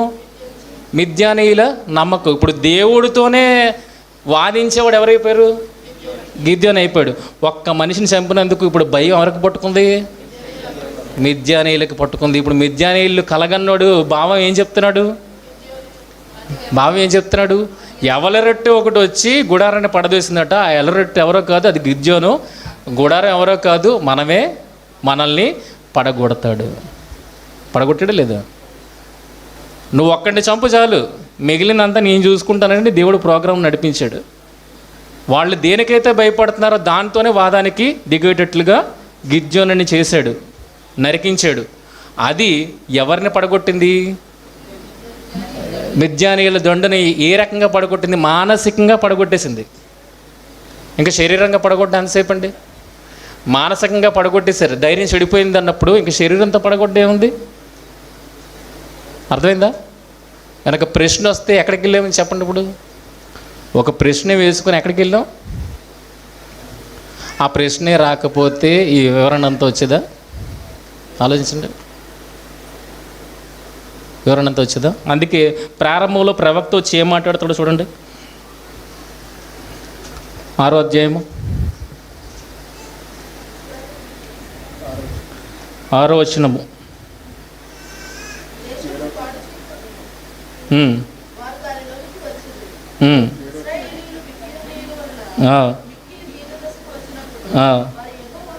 మొరపెట్టారు. ఓకే. మిద్యానీయుల వలని బాధను బట్టి ఇజ్రాయేల్ యెహోవాకు మొరపెట్టగా యెహోవా ఇజ్రాయేల్ వద్దకు ప్రవక్తను పంపెను. అతడు వారితో ఇలాగూ ప్రకటించను. బాగా చదవండి. ఇజ్రాయేలు దేవుడని యెహోవా సెలవిచ్చినదేమనగా, నేను ఐగుప్తులో నుండి మిమ్మల్ని రప్పించి దాసుల గృహంలో నుండి మిమ్మల్ని తోడుకొని వచ్చి తిని ఐగుప్తుల చేతిలో నుండి మిమ్మల్ని బాధించిన వారందరి చేతిలో నుండి మిమ్మల్ని విడిపించి మీ ఎదుటి నుండి వారిని తోలివేసి వారి దేశమును మీకు ఇచ్చి తిని మీ దేవుడైన యెహోవాను నేనే. మీరు ఆమోరీయుల దేశమున నివసించుచున్నారు, వారి దేవతలకు భయపడకూడి అని మీతో చెప్పి తిని కానీ మీరు నా మాట వినకపోతిరి. ఎవరికి భయపడొద్దని చెప్పండి? అమోరీయుల దేవతలకు భయపడకూడి అని మీతో చెప్పి తిని, చిలక చెప్పినట్టు మీకు చెప్పాను, కానీ మీరు వినిపించుకోలేదు. అందుకే ఈరోజు వాళ్ళు మీ మీదకి వచ్చారు. మీరు యెహోవాకు భయపడడం ప్రారంభించండి, యెహోవాకు భయపడడం ప్రారంభించండి, ఆ దేవతలకు భయపడడం మానేయండి. ఇప్పుడు గిద్యోను ఏం చేశాడు? యెహోవాకు బలిపీఠం కట్టి ఆ యెహోవా బలిపీఠం మీదే బయలును అర్పించాడు. యెహోవా బలిపీఠం మీద ఎవరు నర్పించాడు? బయలును అర్పించాడు. ఇంతకు ముందంతా ఇజ్రాయేల్ ఎవరికి భయపడ్డారు? బయలుకి భయపడ్డారు. కానీ గిద్యోను ఏం చేశాడు? యెహోవాకు భయపడి బయలును అర్పించడం ద్వారా ఏం చూపించాడు? పవర్ ఏం చూపించాడు? మిద్యానీయులు దేవత కాదని కొట్టిపడేశాడు. ఆలోచిస్తున్నారా? కనుక దేవతలకు భయపడకుండా గిద్యోను ఆ కార్యం చేసినందుకు ఎవరిని పడగొట్టినట్టు అయింది? మిద్యానీయులందరినీ పడగొట్టినట్టు అయింది. దేవుడు ఏదైతే ప్రవక్త ద్వారా సెలవిచ్చాడో అది గిద్యోను ద్వారా నెరవేర్చాడు. తద్వారా మిద్యానీయులందరినీ పడగొట్టాడు. ఒకే వ్యక్తిని ఎక్కడ చదువుకున్నాం మనం? 16వ వచనం, నేను నీకు తోడై ఉందును గనుక ఒకే మనిషిని హతము చేసినట్టు మిద్యానీయులను నీవు హతము చేయదు అని సెలవిచ్చను. దేవుడు సెలవిచ్చినట్టుగానే ఏం చేసింది? జరిగింది. బాగుందా? 2 పాయింట్స్, ఇంకా చాలా పాయింట్స్ ఉన్నాయి. వెళ్దామా?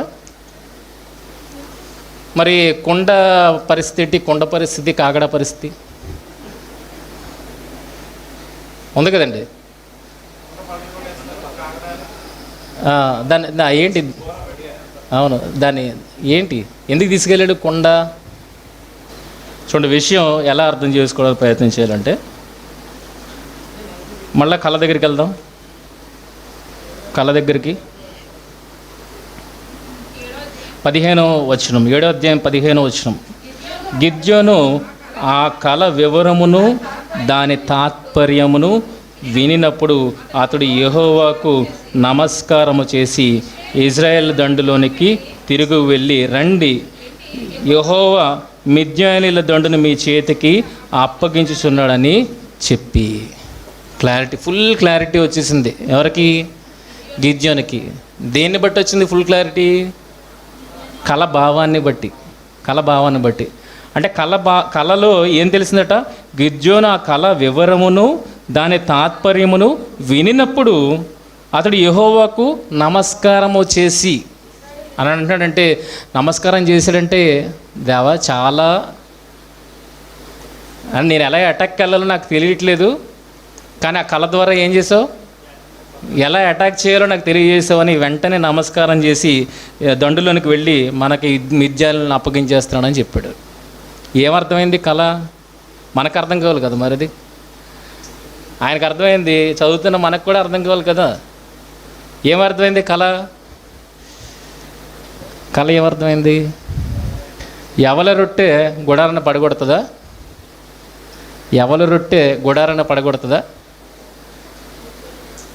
దొర్లుకుంటూ వెళ్ళి ఒక గుడారాన్ని పడగొట్టేసిందంట. పడగొడుతుంది గుడారాన్ని, కట్టబడిన గుడారాన్ని పడగొడుతుందా? కానీ కలభావాన్ని బట్టి గిద్యోనికి అర్థమైంది వీళ్ళని ఎలా పడగొట్టాలో. అందుకే 300 మందితో ఏం చేశాడంటే 3 గుంపుల్ని చేశాడు. 3 గుంపుల్ని మొత్తం ఆ దండు పాళ్యము చుట్టూ నించోబెట్టాడు. నేను బోర ఊదినప్పుడు మీరు ఇలా చేయండి, నేను చేసినట్టుగా మీరు చేయండి అన్నాడు. ఏం చేశారు? బోర ఊదినప్పుడు కుండలు బద్దలు కొట్టారు. ముందే లైటింగ్ తేలితే శత్రువుకి ఏమొచ్చేయాలి? ముందే లైటింగ్ తేలితే శత్రువుకి ఏమొచ్చేయాలి? ఆల్రెడీ ఎవరో వస్తున్నారనేది విషయం తెలిసిపోవాలి. ఇప్పుడు వెలుగుని ఏం చేయాలి? చాట్లో పట్టుకెళ్ళాలి. చాటును పట్టుకెళ్ళారు, అందరూ సెట్ అయిపోయారు. సెట్ అయిపోయినప్పుడు బోర ఊదినప్పుడు కుండలు బద్దలు కొట్టారు. అప్పుడు ఏమొచ్చింది? బయటికి వెలుగు వచ్చింది. ఇప్పుడు గుడారం పడగొడితే ఏమొస్తుంది? లోపల గుడారం లోపల వెలుగు ఉంటుంది. గుడారాన్ని పడగొడితే ఓపెన్ అయ్యేదేంటి? వెలుగు ఓపెన్ అవుతుంది. సో కుండలు బద్దలు కొట్టడం ద్వారా వీళ్ళు ఏం చేశారు? వాళ్ళ గుడారాలలోనికి మేము వచ్చేసాము, గుడారాలను పడగొడుతున్నాము అన్నది శత్రువులో భ్రమ కలిగించారు.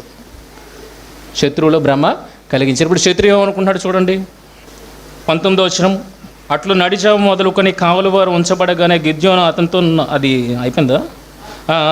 గిద్యోను 100 మందియు దండుపాలెము కొట్ట కొనకు పోయి బూరలను ఊది తమ చేతుల్లో ఉన్న కుండలను పగులుగొట్టిరి. అట్లు ఆ 3 గుంపుల వారు బూరలను ఊదుచు ఆ కుండలను పగలగొట్టి ఎడమ చేతులలో దివిటీలను, కుడి చేతులలో ఊదుటకు బూరలను పట్టుకొని యెహోవా ఖడ్గము, గిద్యోను ఖడ్గము అని కేకలు వేసిరి. వారిలో ప్రతివాడును తన చోటున దండు చుట్టూ నిలిచి ఉండగా ఆ దండు వారందరూ పరిగెత్తుచు కేకలు వేయచ్చు పారిపోయిరి. ఏమర్థమైంది? ఏం పారిపోతున్నారు? వాళ్ళు మన దండులోనికి ప్రవేశించేశారు, మన గుడారాల్ని పడగొట్టేస్తున్నారు, మనలోకి ఎంటర్ అయిపోయారు. అది కావాలంటే మొదట వీళ్ళు ఏం చేయాలి? కుండలో ఉన్న కాగడాన్ని దాయాలి. అప్పటి వరకు ఆ కుండను బదలు కొడితే ఇప్పుడు ఏమో రావాలి? వెలుగు రావాలి. దీని ప్రకారం ఏమర్థమవుతుంది? మా గుడారాల్లోనికి వచ్చేసారు, మా గుడారాలని పడగొడుతున్నారు. ఆల్రెడీ దూరిపోయారు మాలోనికి. మమ్మల్ని ఏం చేస్తున్నారు? అటాక్ చేస్తున్నారని వాళ్ళకి అర్థమైనప్పుడు వాళ్ళు ఏం చేశారట? వారిలో ప్రతి వాడిని తన చోటును దండు చుట్టూ నిలిచి ఉండగా ఆ దండు వారందరూ పరిగెత్తుచు కేకలు వేసి పారిపోయారు. ఆ 300 మంది బోర్లను ఊదినప్పుడు యెహోవా దండంతటిలోనూ ప్రతి వాని ఖడ్గము వాని పొరుగు వాని మీదకి త్రిప్పెను. ఎలా త్రిప్పారు? ఎవరికి మీదకి వచ్చేస్తున్నాడో వాళ్ళకి అర్థం కాలేదు. అందుకే 3-4 దేశస్తులు యుద్ధానికి వెళ్ళారు అనుకోండి కలిసి, వాళ్ళకి డ్రెస్ కోడ్ ఉంటుంది. డ్రెస్ కోడ్ని బట్టి వీడి మావోడు అని ఐడెంటిఫికేషన్ ఉంటుంది. కానీ వీళ్ళు ఎంతమంది మిడతల్లాగా ఉన్న వీళ్ళకేం డ్రెస్ కోడ్? ఆలోచించండి. వీళ్ళు మామూలు జనమే, ఎవరి మీదకి వస్తున్నారో కూడా తెలీదు. కనుక ఏమైపోయిందంటే వాళ్ళల్లో వాళ్ళు అయోమయ స్థితికి వచ్చి ఏం చేసుకున్నారు? వాళ్ళల్లో వాళ్ళే పొడుచుకొని చంపుకున్నారు. కలభావం ఇప్పుడు అర్థమైందా? ఆయనకు అర్థమైంది. అందుకే ఏం చేశాడు? వెళ్ళిపోయాడు. ఏమీ చేయలేదు, కొండ బద్దలు కొట్టాడు అంతే. కొండ బద్దలు కొట్టాడు అంతే. మిద్యానీయులు ఏమనుకున్నారు? మా మీద అటాక్ జరిగిపోయింది అని అనుకున్నారు. మా దండులోనికి దిగిపోయారు అనుకుని ఎదుటివాడిని నా శత్రువు అనుకొని చంపేశారు. చూడండి, ఇప్పుడు అర్థమైపోయింది గిద్యోనికి. కలభావం వినగానే అర్థమైపోయింది. అందుకే దేవునికి అక్కడే వెంటనే నమస్కారము చేశాడు. ఓకేనా? సమాజం చెప్పినట్టుగా మనం ఆ కోణాన్ని ఇందులో పెట్టకూడదు. దేవుడు మాట్లాడినట్టుగా ఆ కోణంలో మనము ఆలోచించాలి. ఇప్పుడు దేన్ని బట్టి పిరికివాడు అన్న విషయాన్ని మాట్లాడుతున్నారంటే ఇక్కడ 11వ వచనం, 6వ అధ్యాయం 11వ వచనము, యెహోవా దూత వచ్చి అబీయెజ్రీయుడైన యోవాషునకు కలిగిన ఓఫ్రాల్ అనే మస్తక వృక్షము క్రింద కూర్చుండినను. యోవాషు కుమారుడైన గిద్యోను మిద్యానీయులకు మరుగైండునట్లు గానుగ చాటున గోధుమలను దొల్లగొట్టుచుండెను.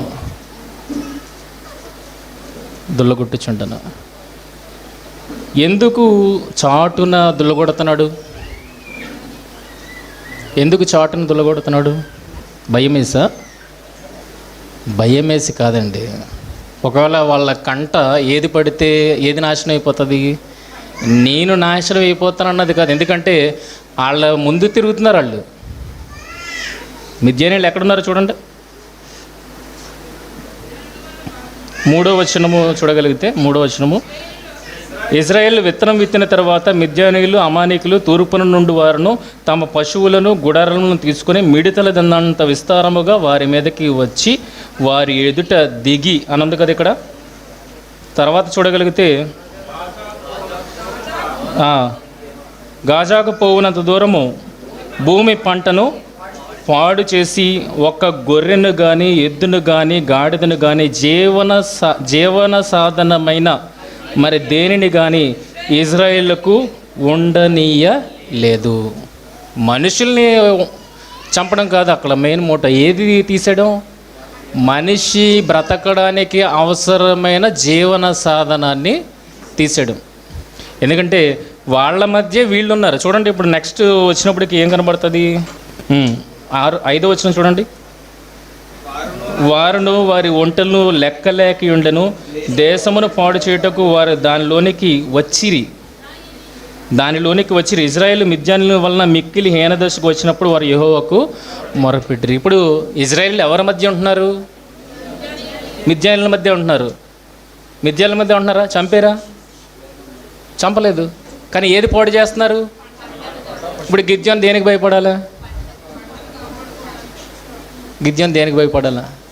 నన్ను చంపుతారని భయపడాలా? లేకపోతే నా జీవన ఆధారాన్ని తీసేస్తారని భయపడాలా? ఇప్పుడు గిద్యోను పిరికివాడు అన్నవాళ్ళకి ఏం అర్థం కాలేదు ఇక్కడ. అది జీవనాధారాన్ని తీసేస్తాడని చాటుగా దుల్లుతున్నాడని అర్థం కాలేదు వాళ్ళకి. ఏమర్థమైంది? నేను చచ్చిపోతానేమో అందుకనే చాటుగా మిద్యానీలు కనబడకుండా ఆయన చాటున దుల్లగొడుతున్నాడు అన్న విషయం వాళ్ళు అర్థం చేసుకొని గిద్యోను ఎవరు? పిరికివాడు అన్న ముద్ర వేశారు. అంటే అసలు పిరికోడైతే బయటికి వెళ్తాడా? బాగా ఆలోచించండి. నిజానికి పిరికోడైతే చాటునే వెళ్ళాడు కదా. బయట సింహం ఉన్నదంటే చాటున వెళ్తామా? అసలు బయటికి వెళ్ళడానికి గేట్ ఓపెన్ చేసి బయటికి వెళ్ళడానికే మనం ధైర్యం చేయం. అలాంటిది చాటును వెళ్ళాడంటే కాస్తో కోస్తే ఏం ధైర్యం ఉంది? గిద్యోనికి ధైర్యం ఉందా లేదా? గిద్యోనికి దేవుడు అన్నట్టు ఆయన ఎవడు? గిద్యోను ఎవరు? పరాక్రమము గల బలాఢ్యుడా. దేవుడు మాట మనతో మాట్లాడినప్పుడు ఎప్పుడు వ్యంగ్యంగా మాట్లాడాడు. మన ఫ్రెండ్స్తో మాట్లాడినప్పుడు ఎలా మాట్లాడతాం? నువ్వేంట్రా సూపర్ అని అంటే నిజాన్ని కాదు, కానీ మనం వెటకారంగా ఏమనంటాం అని అంటామా? కానీ దేవుడు మనతో అలా మాట్లాడు. దేవుడు స్థాయి ఒకసారి ఊహించుకోగలిగితే దేవుడు మనతో వెటకారంగా ఎందుకు మాట్లాడతాడు? ఉన్నది మాట్లాడతాడు. కానీ ఒక హై లెవెల్లో ఉన్న వ్యక్తి నీతో మాట్లాడినప్పుడు ఎలా మాట్లాడతాడు? వెటకారంగా మాట్లాడతాడు. మనం ఫ్రెండ్స్ కనుక మన మధ్యన అది చెల్లుతుంది. కానీ హై పొజిషన్లో ఉన్న వ్యక్తి నీతో మాట్లాడుతున్నాడు అన్నప్పుడు ఆయన వ్యంగ్యంగా పదాలని యూజ్ చేయడు, ఉన్నదే వాడతాడు. ఇది మనకి అర్థం కావాలి. మొట్టమొదట ఆయన లెవెల్ని మనం ఆలోచించగలిగితే ఆయన మనతో మాట్లాడే తీరు కరెక్ట్గా ఉంటుంది. అదే దేవుని లెవెల్ని మన స్థాయిని అర్థం చేసుకోలేదు అనుకోండి, ప్రతి మాట ఎలాగుంటుంది? ఎలా ఉంటుంది? వ్యంగ్యంగానే ఉంటుంది. అర్థమవుతుందా? కనుక దేవుని స్థాయిని దృష్టిలో పెట్టుకొని ఆయన మాట్లాడుతున్నది ఏంటో అర్థం చేసుకోవాలి. నిజంగా పరాక్రమం గల బలాఢ్యుడు, పిరికోడు కాదు. పిరికోడు అయితే ఎప్పుడు పారిపోవాలి? 32,000 మంది అంతమంది వచ్చారు కదా, అందులో 22,000 మంది వనికి గజగజగా వని వెళ్ళిపోయారు కదా. వారితో పాటు ఎవరు వెళ్ళిపోవాలి కదా. పిరికోడైతే కనుక అండి వాళ్ళతో అసలు వాళ్ళని కదిలించడానికి కూడా ఇష్టపడ్డాడు. ఎంతమంది ఉన్నారు వాళ్ళు?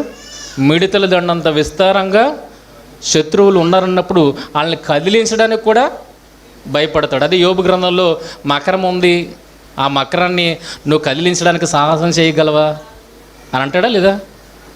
అసలు దాన్ని కదపగలవా? కదపాలంటే నీకు ఎంత ధైర్యం కావాలి? గుండె ధైర్యం కావాలి నీకు. అలాంటిది గిద్యోనికి ఉన్నది కనుకనే 300 మందితో ఎక్కడికి వెళ్ళిపోయాడు? యుద్ధానికి వెళ్ళిపోయాడు. తనేం కత్తి ఆడించలేదు అనుకున్నారా? కత్తి చూపించలేదా? తర్వాత తరిమాడా లేదా? తరిమాడు. అంటే సాహసి. గిద్యోను ఎవరు? ఒక సాహసి. ఎదుర్కొనే దమ్ము ఆయనకి ఉంది. పిరికోడు మాత్రము కాదు ప్రియమైన వాళ్ళరా. First point. రెండోది, ఆయన అహంకారం పూనేడు అన్న విషయాన్ని దేన్ని బట్టి మాట్లాడుతున్నారంటే 20వ వచనం, 7వ అధ్యాయం 20వ వచనం.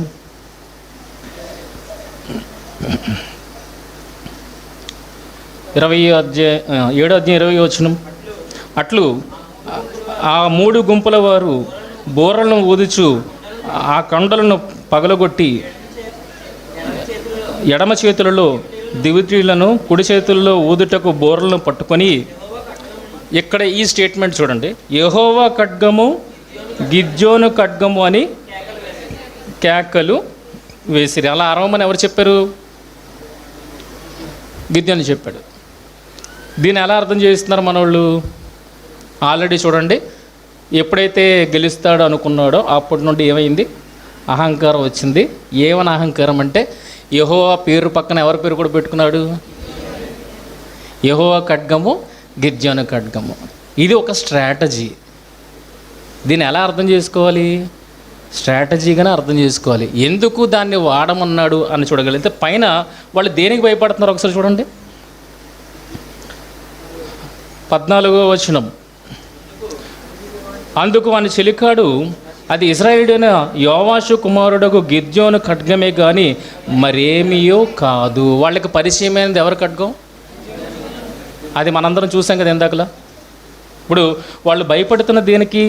గిద్యోను ఖడ్గానికి భయపడుతున్నారు. తర్వాత చూడగలిగితే మరేమీ కాదు, దేవుడు మిద్యానీయులను ఈ దండంతటను అతని చేతికి అప్పగింపబోచున్నాడని ఉత్తరం ఇచ్చిన. ఏ దేవుడు?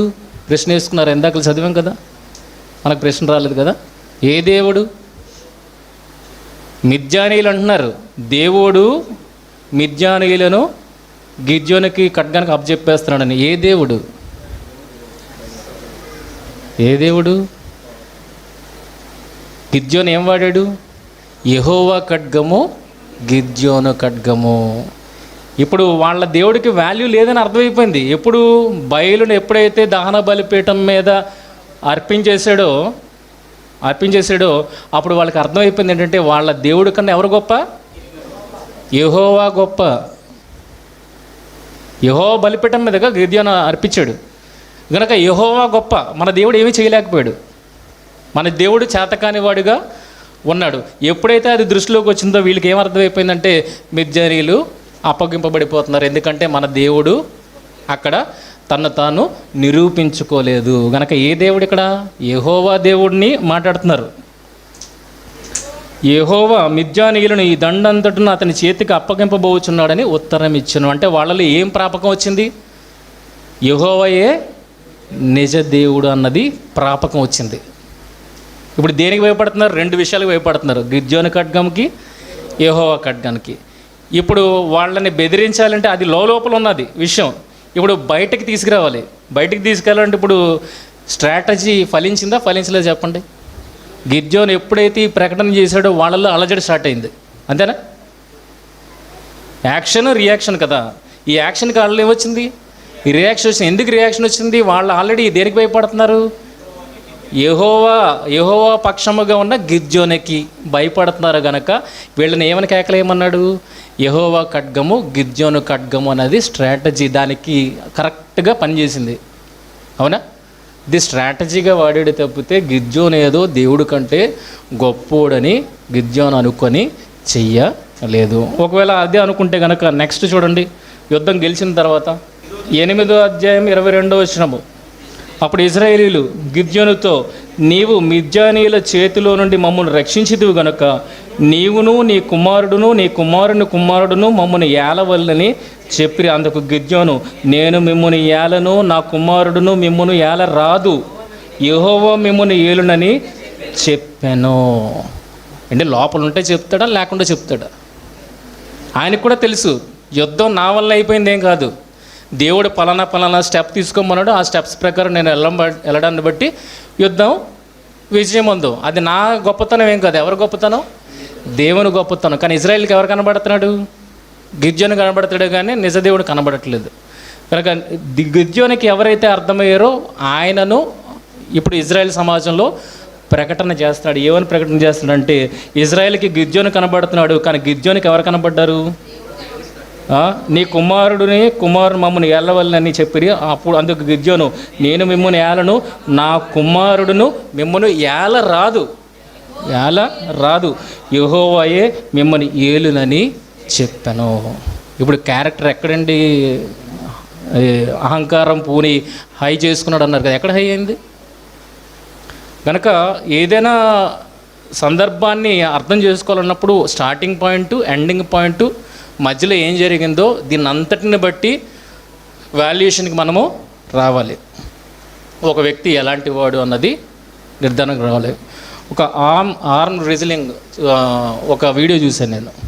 వీడియో చూసినప్పుడు చేతితోటి బలాబలాలు తెలుసుకుంటారు కదా, ఎవరి చెయ్యి పడిపోతే వాళ్ళు బలవంతులు. సో ఒకడు మంచి పుష్టిగా ఉన్నాడు, దిట్టగా ఉన్నాడు, ఇంకా వాడిని చూస్తే ఏమనుకుంటామంటే ఈడే గెలిచిపోతాడు అనేది అనుకుంటాం. కానీ అటుపక్క కూడా ఎలా ఉన్నాడంటే పిచ్చోళ్ళగా ఉన్నాడు. మీరందరూ చూసే ఉంటారు నాకు తెలిసి. పిచ్చోళ్ళగా ఉంటాడు. ఈడ నన్ను ఓడించేది, వీడితోనే నేను పోరాడేది అన్నయ్య మాట్లాడతాడు. ప్రారంభం అది. కానీ ఎండింగ్ చూస్తే ఏమైంది తెలుసా? ఆడు పిచ్చోడే కానీ, పిచ్చోళ్ళ కనబడతాడే కానీ వాడు నవ్వుకుంటూనే వాడిని గెలిచేస్తాడు. వీడు గింజుకుంటూ ఉంటాడు ఇలాగా. కానీ అటుపక్కోడు ప్రారంభంలో ఏ నవ్వైందో చివరి కూడా అదే నవ్వుతోని వాడిని పడగొట్టేస్తాడు. కనుక ఎప్పుడు కనబడిన దాన్ని బట్టి మనము అంచనా వేయకూడదు. ప్రారంభం, ముగింపు రెండు చూడండి. రెండింటిని బట్టి మధ్య దానిని అంచనా వేయాలి. వాడు ప్రారంభాన్ని చూశాడు, అందుకే ఓడిపోయాడు, కేళ్ళి చేశాడు. కానీ చివరికి ఎవరు గెలిచారు? ఎపిరెన్స్ని బట్టి కాదు. ఎపిరెన్స్ని బట్టి బలం ఉంటుందని అనుకోవడానికి లేదు. ఆ గెలుపు అనేది ప్రూవ్ చేస్తుంది ఎవడు అధిక బలవంతుడు అనేది. కనుక స్టార్టింగ్ పాయింట్, ఎండింగ్ పాయింట్ రెండింటినీ తెలుసుకోవాలి. రెండింటికి మధ్యన ఏం జరిగిందో దాన్ని బట్టి వ్యక్తిని ఎవాల్యుయేట్ చేయాలి. పిరికివాడా, అహంకార, తగ్గింపు స్వభావం ఉందా, బలవంతుడేనా, దేవుడు అన్నట్టు బలవంతుడేనా? ఒక్కటే కోరుకుంటున్నాడు గిద్యోను, ఏంటంటే నాకు ఏదైనా బలం ఉంటే బాగున్ను, నేను వాళ్ళ మీదకి వెళ్దును అని. అందుకే మాకు యెహోవా తోడుండిన ఎడల మాకు ఈ పరిస్థితి వచ్చేదా? ఏం కోరుకుంటున్నాడు? సపోర్ట్ సిస్టమ్ను కోరుకుంటున్నాడు. అప్పుడు దేవుడు ఏమన్నాడు? ఇదిగో నేను నీకు తోడుగా ఉన్నాను, నేనే చెప్తున్నాను, నువ్వు వెళ్ళు అని అన్నాడు. అంటే ఇప్పుడు ఈయన ఏదైతే కోరుకుంటున్నాడో దానికి ఏమిచ్చాడు? దేవుడు సపోర్ట్ ఇచ్చాడు. ఇగో నేను నీ పక్షాన్ని ఉన్నాను అనగానే కొండంత బలం వచ్చింది. ఇగో ఇప్పుడు నేనేదా చేయగలుగుతాను. కనుక సపోర్ట్ కోరుకుంటున్నాడు అన్న విషయం మనకి అర్థమవుతుంది. సావాలి అదే ఇక్కడ అంటున్నాడు 14 వచనం, అంతటి యెహోవా అతని తట్టు తిరిగి బలము తెచ్చుకొని 14 వెళ్ళి మిద్యానుల చేతిలో నుండి ఇజ్రాయేలును రక్షింపుము, నిన్ను పంపిన వాడను నేనే అని చెప్పగా అతడు చిత్తమైన ఏలినవాడ దేని సహాయము చేత నేను ఇజ్రాయేలును రక్షింపగలను అంటే దేనికోసం వెయిట్ చేస్తున్నాను అర్థమవుతుంది. దేని సహాయం చేత అని అంటున్నాడంటే ఏదో సహాయం కోరుకుంటున్నాడు. ఏ సహాయం అది? మా పితరులకైతే నువ్వు చేసావు, నువ్వు అందరినీ నడిపించావు అని వింటున్నావు, ఇప్పుడైతే మాకు అదేం కనబడట్లేదు, నువ్వు మాతో ఉంటే ఇది జరిగేదా అని అన్నప్పుడు ఇదిగో ఇప్పుడు నేను నీతో ఉన్నాను, నువ్వు వెళ్ళిపో అన్నాడు. అంటే ఏం కోరుకుంటున్నాడు? దేవుని తోడు కోరుకుంటున్నాడు. దేవుడు ఏమన్నాడంటే నువ్వు కోరుకున్నట్టే ఇదిగో బలము పొంది వెళ్ళు. పిరుకుడు కాదండి, పరాక్రమవంతుడు, పరాక్రమం గల బలాఢ్యుడు. దేవుడు ఏదైతే చెప్పాడో ఖచ్చితంగా దాన్ని తీసుకోవాల్సింది మనం. ఆయన స్థితిని ఆలోచించగలిగితే ఆయన అంత చీప్గా మనలాగా మాట్లాడేవాడు కాదు. కనుక ఏ మాటను ఆలోచించినప్పుడు కూడా దేవుడు స్థాయిని ఆలోచించి ఇది దేవుని మాట ఎవరి మాట అన్నది అర్థం చేసుకోవాలి. మనుషుల మాట అయితే సింపుల్గా తీసుకోవచ్చు, కానీ దేవుడి మాటని సింపుల్గా తీసుకోవడానికి లేదు.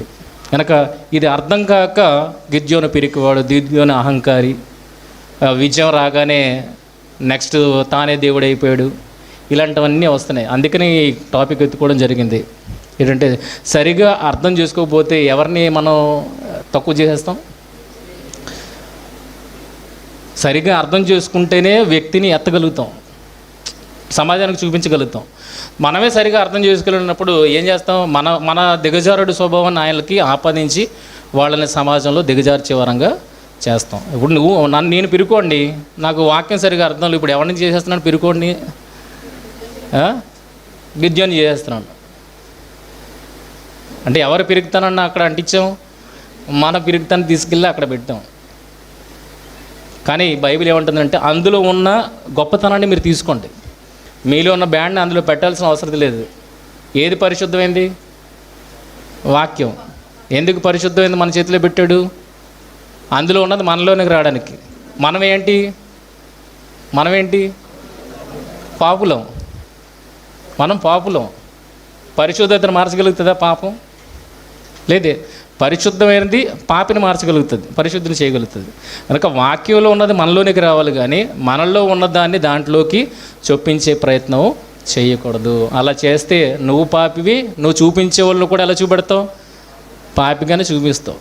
చూడండి, ఈరోజు ఎన్ని సమాజంలో మెసేజ్లు ఉన్నాయి, అన్నింటిలో మీరు చూడండి, భక్తుల గొప్పతనాన్ని ఎక్కడైనా భక్తులకు గొప్పతనంగా చూపెడుతున్నారా? ఆ భక్తుల కన్నా నేనే గొప్ప ఉన్నట్టుగా సమాజం మధ్య ఈ ప్రసంగాలు అనేవి మనం చూడగలుగుతున్నాం. కానీ పౌలు ఏమన్నాడు? ప్రధాన పాపి నేనే. ఎన్ని పత్రికలు రాసినా ఏమన్నాడు? ప్రధాన పాపిని నేనే. ఇది పరిశుద్ధం. ఓకేనా? కనుక ఇది నీలోనికి వచ్చి నీలో మార్పు తేవాలి. దీన్ని మార్చడానికి మాత్రం నువ్వు ప్రయత్నించగా, నేర్చుకునే వాళ్ళకి ఇదొక బ్రహ్మాస్త్రం లాంటిది. ఇది అందులోండి నీకు రావాలి, నీది అందులోనికి వెళ్ళకూడదు. అప్పుడు నువ్వు అపార్థం చేసుకోవడం కాకుండా 10 మందిని అపార్థం వైపుకి నడిపిస్తావు. కనుక చాలా ఉంది గిద్యోను టాపిక్. ప్రశ్నలు వేసుకునే కొలది దానికి జవాబులు అది ఇస్తూనే ఉంటుంది. కనుక మిగిలిన ప్రశ్నలు మీరే వేసుకోండి, సమాధానాలు మీరే పొందండి. ఓకేనా? ఈ సెషన్ క్లోజ్ చేస్తున్నాం.